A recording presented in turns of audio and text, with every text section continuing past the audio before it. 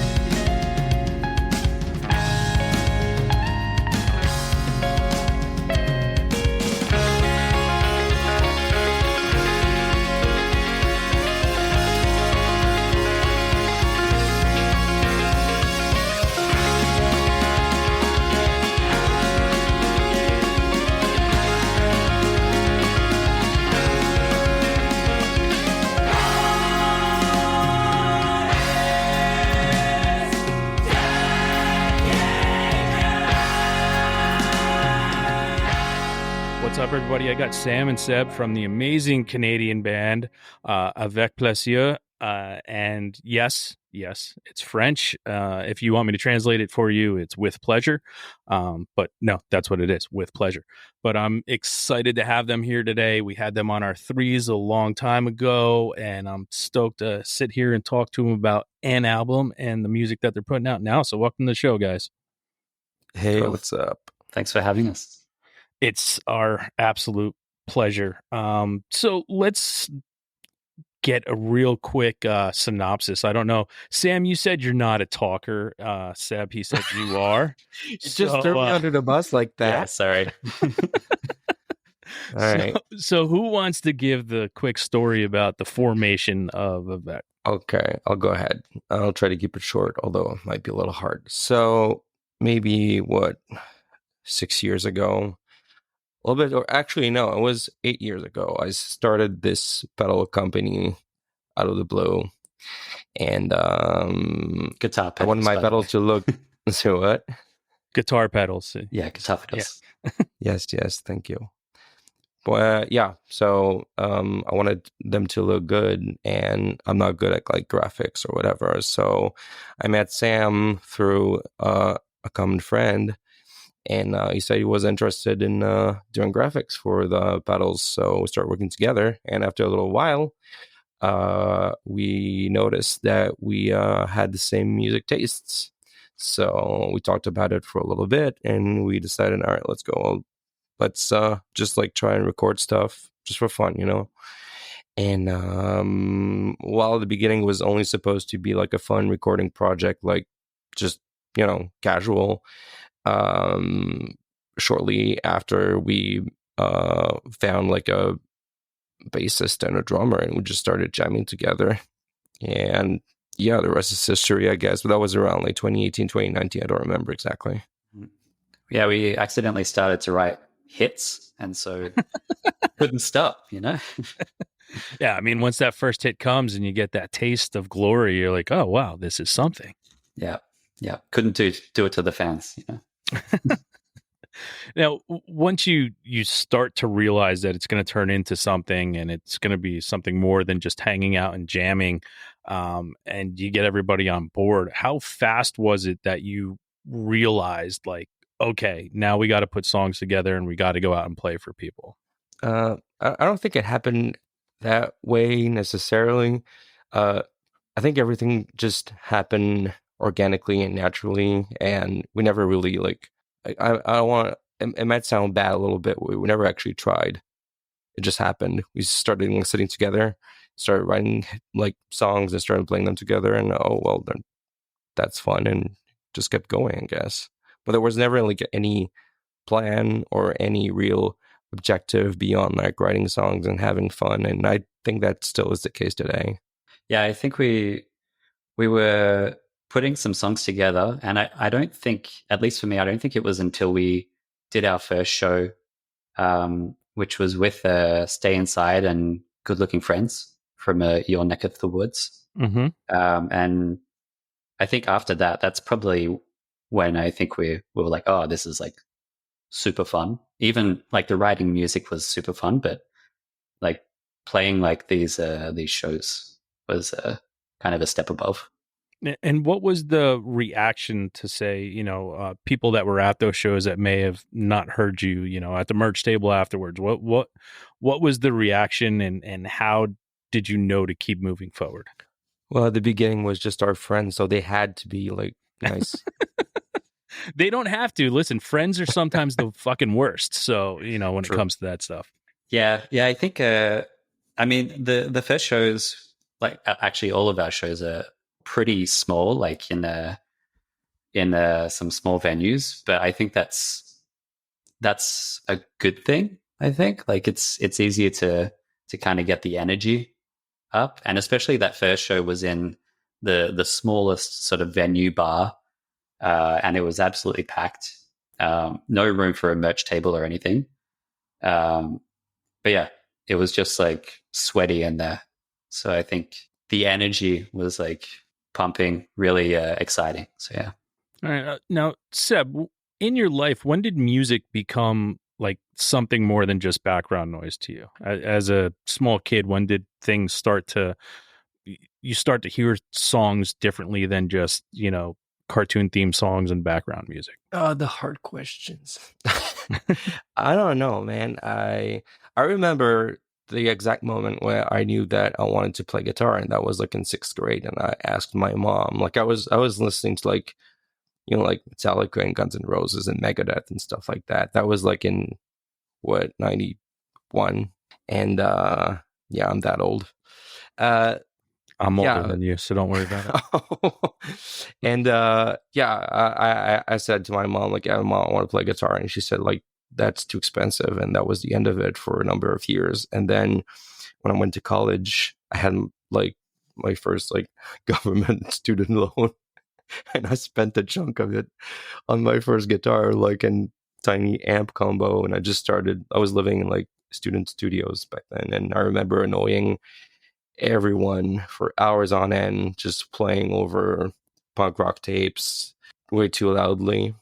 And I guess that's how it started. That's how I knew that I wanted to like play music and play with people and like write music and, like have a band. So I guess that's how it started for me. Yeah. How about you, Sam? I guess in high school, I think I'm more of the baby in the band. I think it was more like My Chemical Romance and all of these like mall emo bands that like. Yeah, you're gonna cut that part out, right? Yeah. So you were a hot topic kid. I was a hot topic kid, but I was in Australia, so no hot topic. Yeah. Journeys, was it? Is that what came from there? Journeys? Store? Yeah, I thought that was a store, but that's neither here nor there. But yeah. But yeah, I guess like high school, getting my first guitar, and then I dropped off after high school until I moved back over here um, to Montreal in I think like 2013, and then I started to pick it up because I was like, oh, like there's more musical people in Montreal, so like there's a chance that I could start something. And then luckily I met Seb as well. So and then it started to snowball from there. Now, when you were listening to, My Chemical Romance, who, they're, they are who they are. They are a huge band out of my actual backyard. But when you hear that stuff, what was it that, brought it to your attention in the first place? Besides, I mean, I guess I wasn't listening to the radio at the time, so maybe it was on the radio, but was it this inswell of just, what is this? I need to know more about it, that got you curious of wanting to play music? No, it was the angst. Well, I mean, I think it was actually. It was so like poppy, but like so much feels. So I think it was the combo that really got me. And like I think we kind of, I don't want to say we go for like angsty and poppy, but I think we kind of go for like a happy emo sound. But I wouldn't say we're like My Chemical Romance. No. No, not at all. I mean, I guess it's a good mix for having Metallica, Megadeth, Guns N' Roses guy, and a MCR guy trying to come up with. That was ages ago, though. Yeah, but it's still in your DNA, right? That's where it starts. It's a musical journey. Your DNA, your line has to start somewhere, right? And it starts from there. So right. After you go through that Metallica, Megadeth, Guns N' Roses phase, where did your journey take you? You mentioned punk rock. I mean, yep. Was that your natural progression to some sort of punk rock, and what was it? Totally, and it became my entire identity. So back in the day, I would, like start listening to Californian punk rock bands, just the same as every other kid my age back then. So we listened to like Fat Record stuff, like NoFX, Lagwagon, Strung Out, and all that stuff. And then a little bit later, we started listening to this new wave of like Swedish K-punk rock as well, like Millencolin, Adhesive, Brideball, stuff like that. So all of that like energy, and I don't want to say I was like a marginal kid or whatever, or anything like that, but I was very angry. I was very angry at the world. I had this energy pent up inside of me, and that genre of music was a catalyst, let's say, for this anger that I had like towards the outside world. And that was when I was like 15, 16, 17, mind you. I calmed down a lot since then. And so that sort of became like my identity, like musically. And then as I grew a little bit older, like in my early 20s, so I discovered like emo, whatever. And all of that angry energy turned into something a little bit more introspective. And that's when I started dating girls, obviously. And with everything else that comes with it. So the music started becoming like a channel for something else. And I grew up like my entire like young adulthood through this like musical evolution. And today I am 43 and I'm not angry anymore, and I'm obviously not going through the same like feelings or whatever that you typically have when you're younger or whatever. So I would say that where I am right now in my musical journey is like it's more like about being an older man and being mostly like jaded with stuff and bored sometimes. I guess that's how I'd put it, I guess.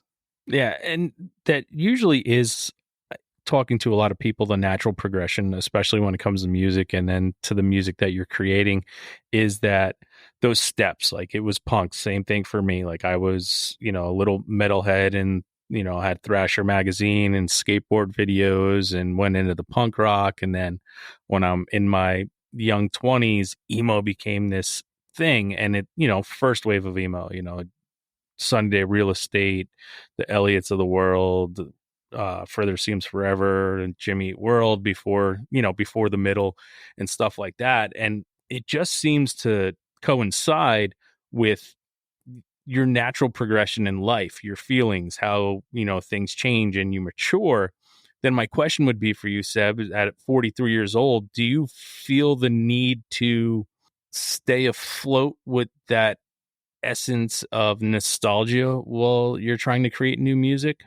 Not at all. The thing is that when you're really young, you care a lot about what other people think, and that influences a lot of like your actions, and obviously it also influences the creative process when you write music, whatever.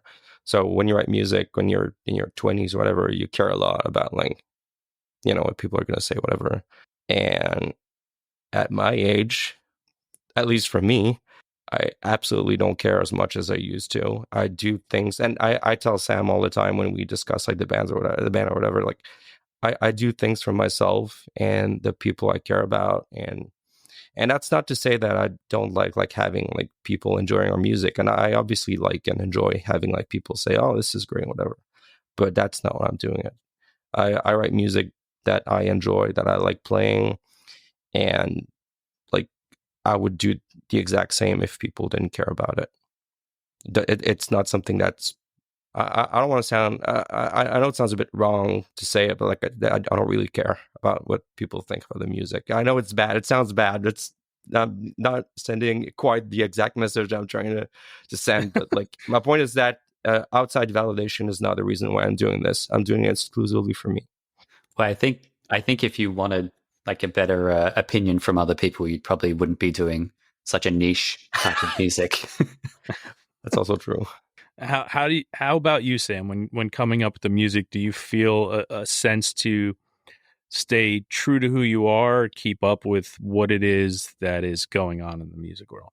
A little similar to Seb. I don't think I'm as harsh, but I mean, I keep up to date with like all the sort of DIY emo bands around, but not so much. Like I kind of started by wanting to do similar sounding music to like a few bands that I really loved. Like, for example, Sport from France was like a huge inspiration when we started.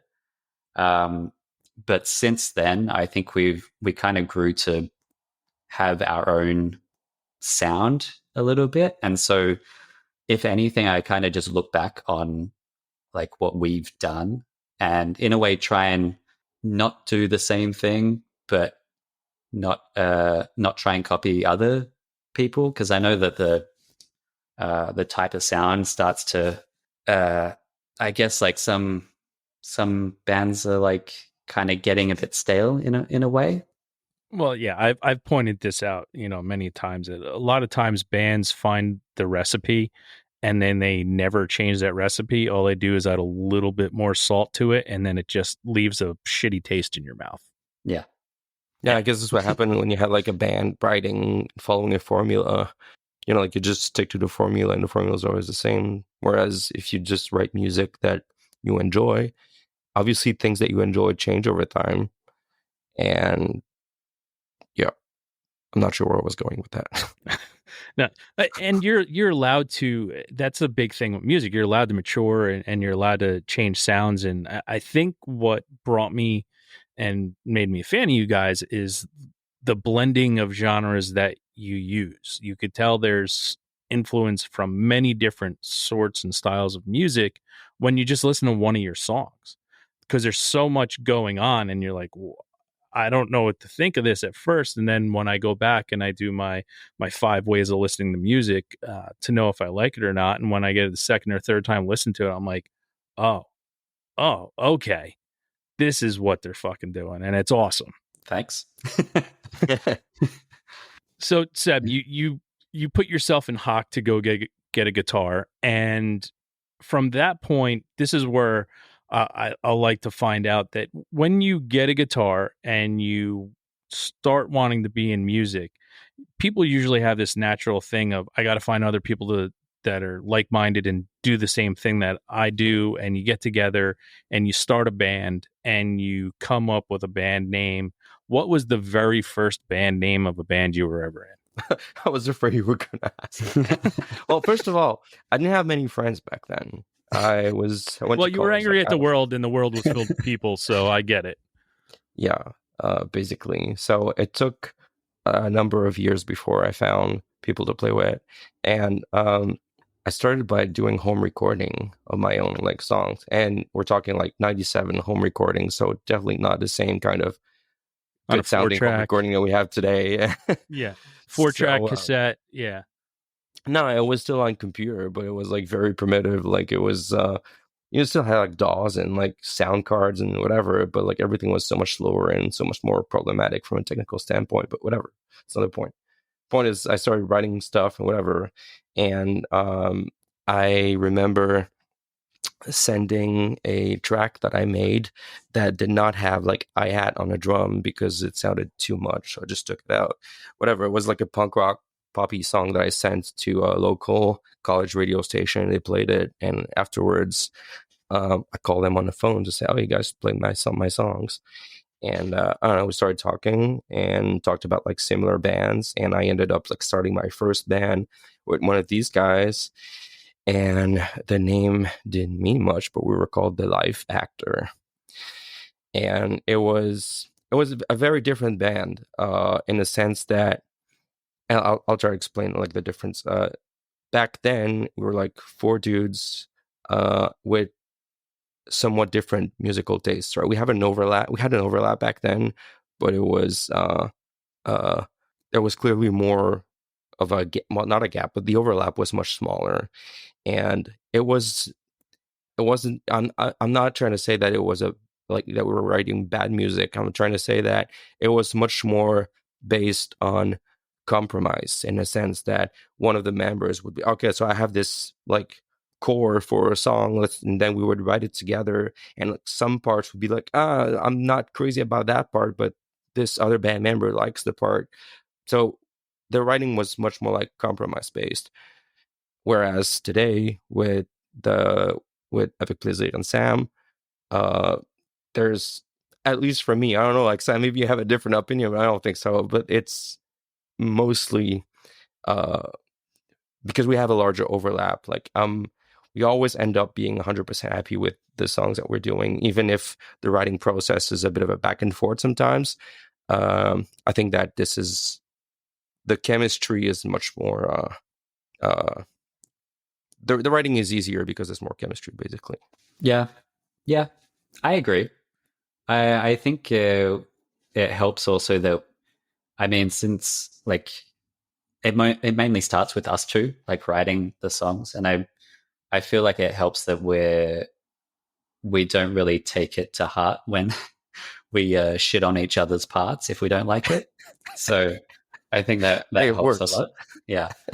Yeah, it does end up with like a better song at the end. So, yeah. All right, Sam. Now you get a guitar. You rush out to meet people and start a band. What was the name of the very first band you were in? Technically, it was this one. I mean, I was only in like kind of a cover high school band before this, and we didn't even have a name. So I would say that this is my first band. Which you were the No Names, the No Name cover band. Nice. No Names. Isn't No? I think No Names is already a band, but yeah. All right. If no one had ever heard your music before and you had to play them one song of yours that you would say best describes the band and sums up who it is that you are, what song of yours that you currently have released would you play for them, Seb? Goddamn, they all do. Because no, that's a bad we're talking about like we're talking about formulas earlier and how bands like full of formulas, or bands do like, oh, so we like band X, Y, and Z, so we're gonna do music that sounds like X, Y, and Z.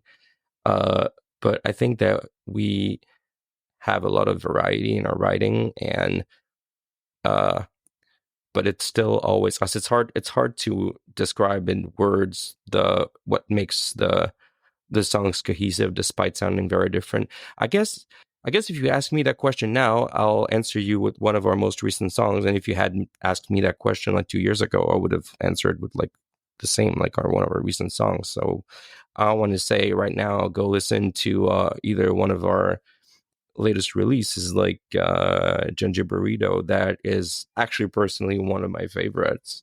Or Sam Gwen help. Stefani. Gwen Stefani. Stefani. Yeah. Because I think that, as we discussed, like our writing evolves over time, right? As we mature as people, but also as we matured as a band, because we've been going on for like a bit over 5 years now. So obviously, I think that the right answer is the songs that are most representative of who we are as people and as a band are the most recent ones, I guess. All right. How about you, Sam? Would you have a different answer to that of what you would play for somebody if they never heard? I do. I don't agree with Seth.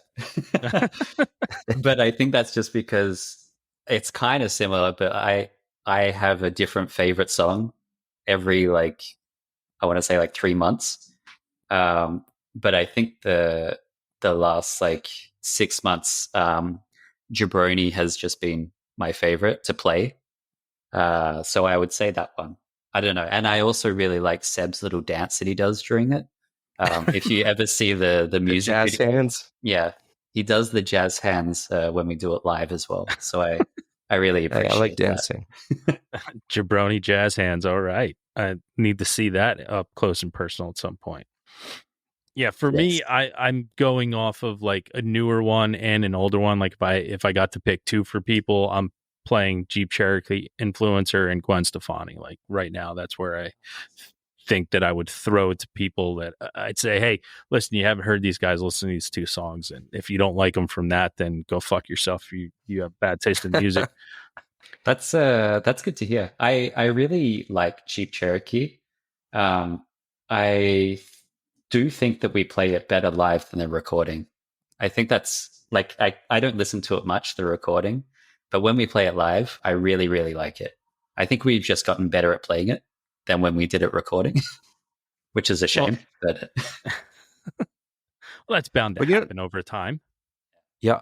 But the thing with and I'm sure it's not just us, I'm sure that it's the case with like many, many bands. You know, like professional music writing, you start with music sheets, right? You write the music, actually you write the music. And like the composition is something that's like, it's set in stone and that's how you're playing it. As far as I know, I'm not like a professional musician or whatever, but as far as I know, that's how it is. But when you have like, you know, like I'm going to call it like hobby bands or whatever, you write the music and you play it a certain way. And then at some point, when you're happy with how you play it, you record it. But it doesn't mean that the playing of it won't change anymore. So what happens is like we play the songs for like, I don't know, like 6 months, 8 months, whatever. And then we put them down in the studio. But then we keep playing them in practice and then we keep playing them at shows, whatever. And once in a while, I'm going to do this little tiny thing that's a little bit different, but more fun to play or it sounds better, whatever. So the songs keep changing a little bit over time, even if the core of them like remains the same, especially structurally. But yeah, they're always going to evolve. You're always going to find different things to do, you know, especially when you're like you said, you're constantly playing them, right? And you constantly hear them and you can find new ways to, hey, I think if we do this, you know, during the show, it may tweak the song and maybe, you know, hit differently and someone else may like it that didn't like it before with just this one little change. That or we record in studio and we pull off something that's really hard and there's no way that we're going to be able to do it again live. So we go, all right, this is for the recording. That's fine. Live, I'm going to play it this way instead because it's easier. I think we're pretty good with not doing that because we know. I feel like I hope I haven't sounded like I'm shitting on other bands before, but this is probably the nicest we've been to ourselves. I think usually we're very self-deprecating and know how bad at guitar we are as well. So, yeah. Well, I mean, listen, I wouldn't say I'm bad. It's just that technically I've been playing guitar for over 20 years. If I had, but the thing is that I never like actually like seriously practiced because I never aspired to be like quote unquote good. So if I did, all I can say is that if I did, like if I took it seriously younger, I would be like a lot better than I am today. But I didn't. So it is what it is. So here you are in a band talking about your band on a podcast 20 years later. So you must have done something right along the way. True. I guess. Very true. All right. First concert you ever went to, Seb?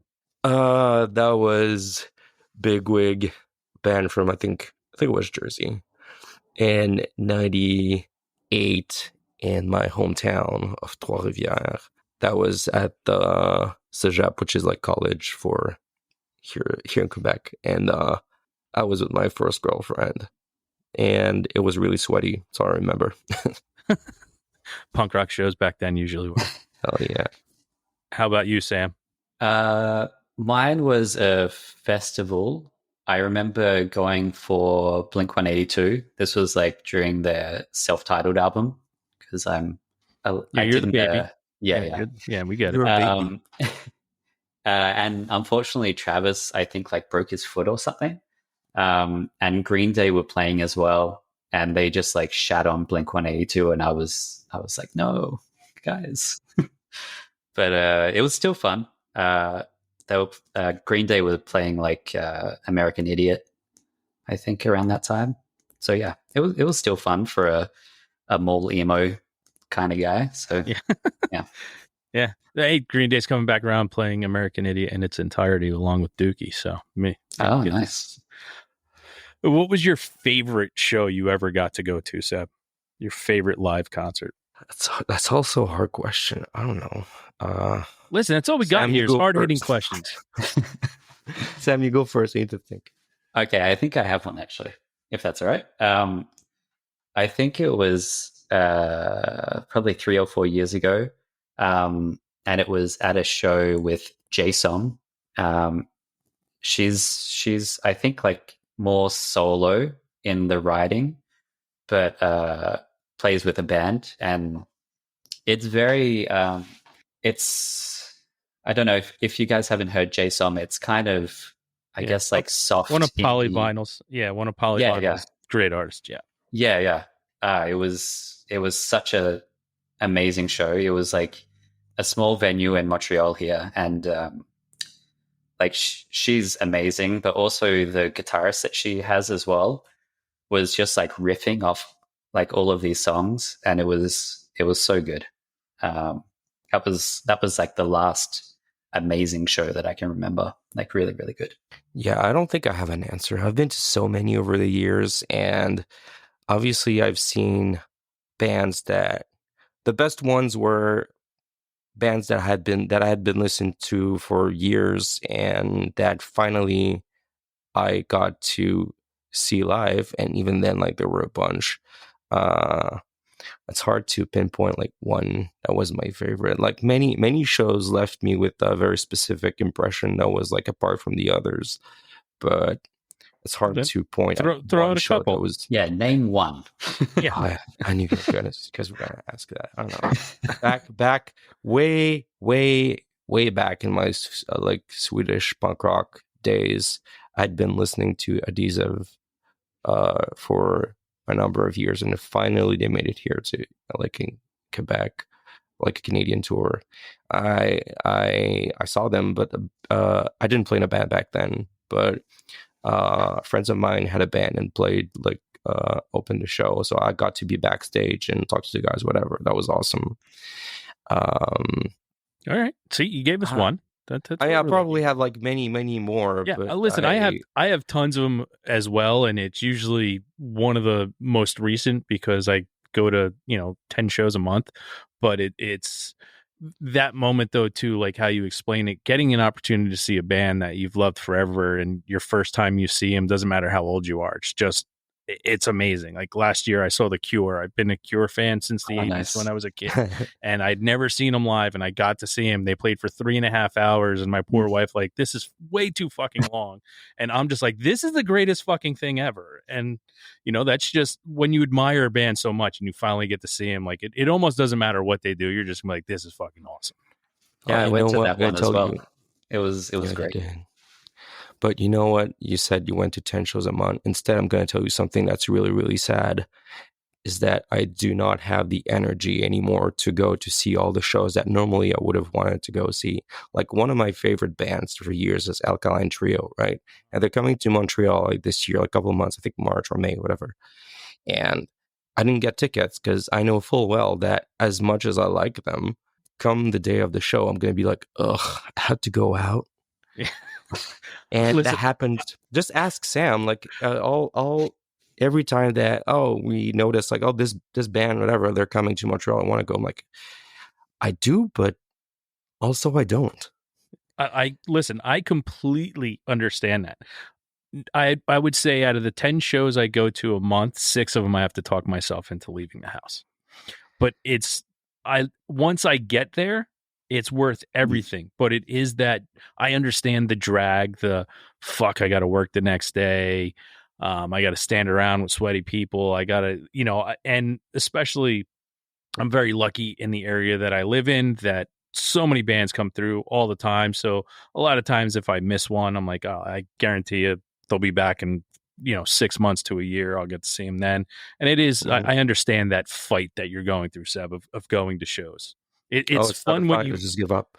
Yeah, it's fun when you buy the ticket and you're excited to go, and then day of the show you're just like, oh man. There were so many times that I actually did before I like accepted that this was the case. There were so many shows I actually like bought tickets like many months in advance and just like didn't go. Like one time, I think it was last year or the year before. So a friend of ours and I were meant to go see like Origami Angel, and they're awesome. It was in Toronto, so we had rented like a car to drive all the way to there, and we had rented an Airbnb, whatever, and like we're very motivated. And the morning of, the weather was like awful, and my like friend's girl had gotten COVID or whatever. So like that morning we just said like, nah, screw that, like we're just not go. And yeah, that was like $50 down the like, probably the a bit window. more, but yeah. yeah, something like that. But yeah, because of the like rentals and whatever. So yeah, like 100 something, just because it felt like, ugh, it's way too much work. Yeah. Used to happen all the time. So nowadays I just like don't buy tickets. And if for some on the off chance that on a day of or a couple of days before I decide to get like this surge of motivation or energy or whatever and decide, oh, now I want to go, I'll check if there's like tickets left. And I do have a show. Can I go back to the previous question? I remember one time that show actually like steered my life in a different direction. That's a little bit like esoteric, but whatever. I'm a big fan of also like hot water music, right?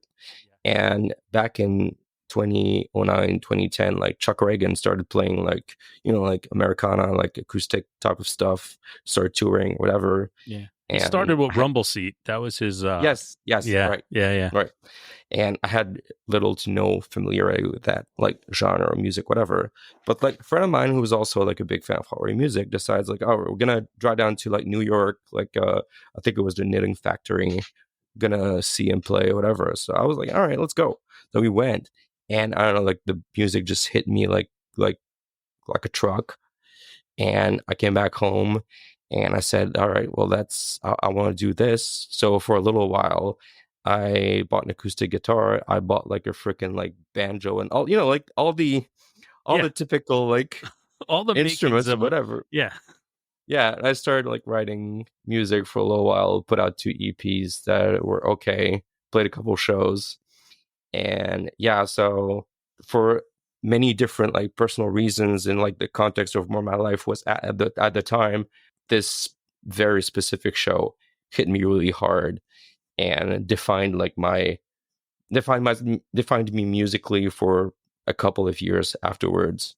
Yeah, I think, and when you bring something like that up, like if you can run down a roster of, punk or emo or post-punk or post-hardcore guys who like just went and did that. Like, you had Reagan, you had Chad Price from All, you had John Snodgrass from Armchair Martian, Joey Cape, Jeff Caudilla, Game Face, like all these punk and, post-hardcore guys like eventually went and did like an Americana, like It's true. thing. And it's crazy to believe, like, you're like, holy shit, this is just as good, if not better sometimes, depending on who it was.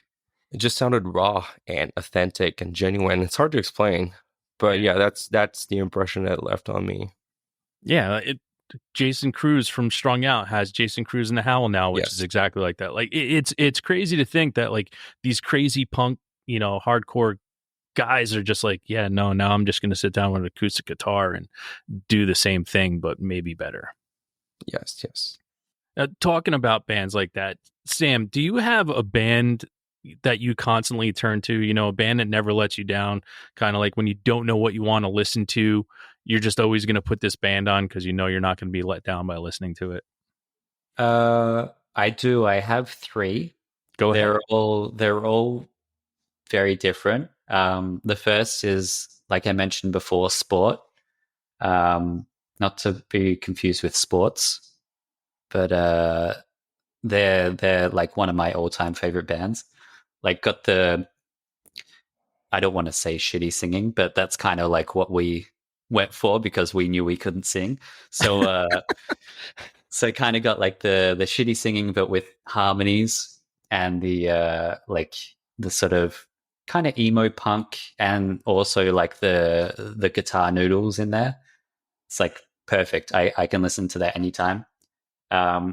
Before any show, I do listen to the album We Are Always Alone, I think it is, by Portrayal of Guilt, which is very heavy and very like, it's like the sound of despair, but it gets me so pumped.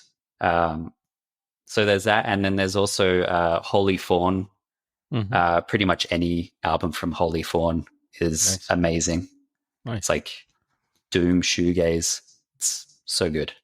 Seb, who's your band that never lets you down, that you turn to when you need music? You mentioned Jason Cruz of Strung Out. Strung Out is one of my favorite bands ever. That's actually never left me. I started listening to Strung Out like back in like the early days, first or second albums, whatever. And I've always like kept up with them, and I still listen. It's funny because I was in LA a couple of days ago for the NAMM show, for like this big trade show for guitar pedals and everything else, and because they're from like SoCal, so like, it transpires a lot into their music and their lyrics, whatever. So I took Sunday off to walk around like Orange County, where I was like staying for the week, and I don't know, I just put like Strung Out like in my headphones, and then like just like start walking, just like it felt different for some reason. You felt like you belonged, kind of. Yeah. But I don't know, it's hard to explain, but yeah, I enjoyed it a lot. And yeah, I would say Strung Out is in my like top 3 bands probably. Nice. All right, how about, is there something that you listen to and get tons of enjoyment out of, that someone would be really surprised that you listen to it and love it? Sam? Oh, I have a lot, I think. I think I have a lot of like what people would think are guilty pleasures, but I really don't care. Well, yeah, when you get older, they're just called pleasures, know, but exactly. The guilt goes away. The guilt goes away, but I always look at it this way. I'm old, and I would still, if one of my best friends came down into the studio and I was blasting something that I know I'd still probably pick on me for, I'd still get like for 1 second a little apprehensive and then just say fuck you. Yeah. Okay, I would probably say like I watch a lot of anime, and so I do listen to like a lot of anime OPs, and some of those do sound pretty where it's like kind of high-pitched girls singing. And so like I suppose I'd be like embarrassed for, like you said, like a second, and I'd be like, no, you know me, like but I mean, like it can go from like, also like, I don't think it's so much a guilty pleasure, but like Burt Bacharach is like amazing. And then I would go to something in like my mall emo days, like Fall Out Boy, or even like Panic at the Disco or something. It's just like really poppy. Okay. It's catchy. I don't care. All right. How about you, Seb? Man, I don't know. I don't really listen to anything I'm embarrassed about. And the thing is that Sam and me are very different, like music wise, for one big reason, and that's because my musical tastes are very, very, very narrow. Sam has actually, like most people, right? uh at some point, like as you like grow older, like your musical tastes like spread out a little bit, like, and like gets a little bit varied. And like as we mentioned, like as you grow old, like you stop caring so much about what other people think, and you just like what you like. But my musical tastes, ever since I started like more seriously listening to music, I've always been a very narrow track. So it's hard. I like, I'm in my 40s, and I grew up playing like old video games. So I guess I like retro video game music, like like 8-bit stuff and whatever. It's not really Wow. embarrassing though. Wow, Seb, so Wow. cringe of you. Wow. I don't know, but yeah, I had this period maybe like 12 years ago that I was really like uh in a bad place personally and mentally. And for a couple of months I listened to Lady Gaga, but that's All right. See that's it. That's what we're looking for. And listen, she's fantastic. Yes. But she is going from strung out to Lady Gaga, that's what I'm looking for, man. but that's pretty much the most like quote unquote embarrassing music that I listen to.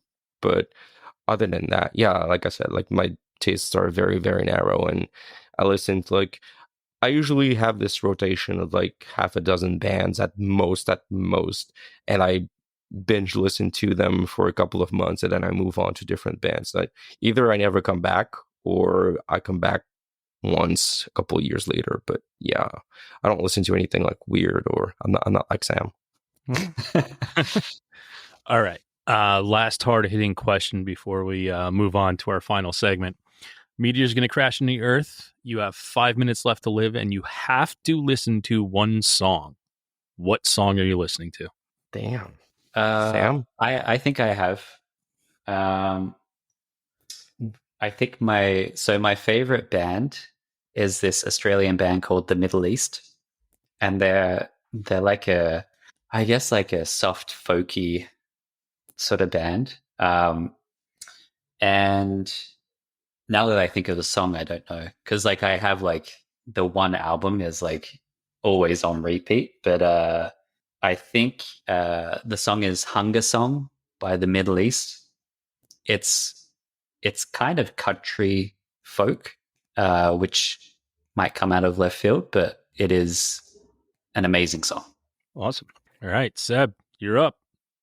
I think it's either one of the following two. Either it would be Your Hand in Mine by Explosions in the Sky, because it's the one song that got me into like more like post-rock ambient stuff, and consequently into pedals, I guess. So it's almost like I owe my current business to the existence of that song. And it's always been like a very powerful song to me. Either that or The Boat by Chuck Ragan.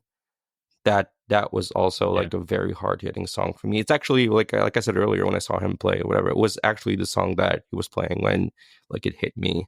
So yeah, awesome. Either one of those two, I guess. Awesome. Great answers. All right. So not to keep you guys here all night. Right now, I'd love to give somebody, whoever wants to throw out, Sam or Seb, all your handles so everybody can find out how to find Avec Plaisir. We'll throw it out there when we do our release for this, but tell everybody how to find what it is you're doing, how to buy your merch, and all that good stuff. Go ahead, Sam. I think everywhere where Avec Plaisir band. So on Instagram, I think I have a Twitter, which I'm not on so much, but you can chat on there. We're obviously on Bandcamp and Spotify. Anything else? We just put out a split with some other great bands, Narrow Arrow, Fox Lake from Winnipeg, and Champagne Colored Cars. And so we're doing a pre-order for vinyl for that, which is also on the Bandcamp.